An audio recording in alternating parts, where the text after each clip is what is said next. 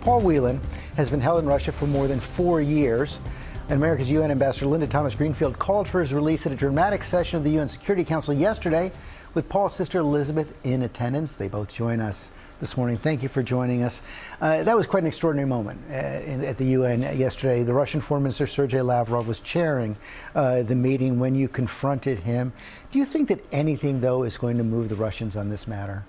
You know, the Russians heard a powerful message from me, but they also heard strong messages from the other 13 members of the Security Council. They didn't have a single voice in the room supporting their unprovoked and aggressive actions against the Ukrainians. So I hope that he takes this message for what it was, and I hoped that he would look in Elizabeth's face and see what their actions are doing to a family member, and I think he did. What did you see when you looked in his face yesterday? Well, I was surprised he looked in my direction at all. I really expected him just to shuffle papers. But I was really glad that he looked up and saw me standing there as the face of my brother. My brother is in a forced labor camp in a distant province, not somebody that he has to, that Lavrov has to deal with at all. But to be there, a physical presence, reminding him about Paul's wrongful detention, I think it probably made the point. Your family has not been shy about saying that they believe the United States should be doing more to get your brother home. They've even said they felt abandoned by the administration. Are you satisfied with what President Biden and his administration are doing?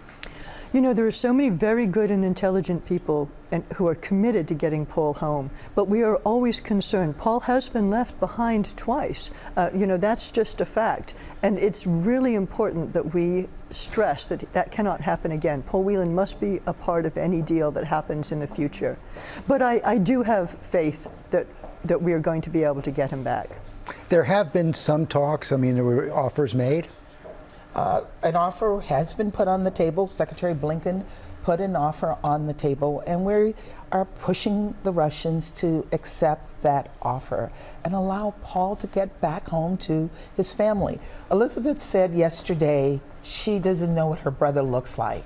That was a powerful message for all of us to hear. That is so striking. You haven't spoken to your brother in, what, 5 years?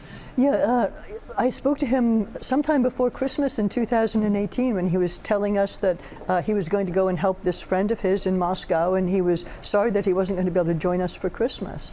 And so Paul's able to talk to my parents in short calls at this time. They're the only people here that he can call. But I haven't seen a photo of him. I haven't heard his voice. We miss him terribly. What have you been able to learn from your parents in those very short phone calls? Well, extraordinarily, yesterday, he was able to say that he'd actually seen us at the UN. The UN, he had actually, somehow, the Russian broadcast included me standing up right there at the United Nations. I'm surprised at that as well. Yeah. Yeah. And so he was able to see and hear what was happening, and they let him see that. That's interesting as well. Exactly. So I don't know whether he heard any of our words or what we said, but the fact that he knows that we're standing up for him, yes, that we have not given up, that the United Nations has now heard about Paul Whelan, I think that's really important to him. Of course, Evan Gershkovich, the Wall Street Journal reporter, is also being held now in Russia. Do you expect that if there's going to be some kind of an agreement here, it'll be a package deal? I can't say what will happen. What I can say is that we're committed to bringing both of them and all Americans who have been unfairly arrested and held in Russia home. And we work around the clock to do that, and we will continue to do that. We are all thinking of them. Thank you for coming in this morning.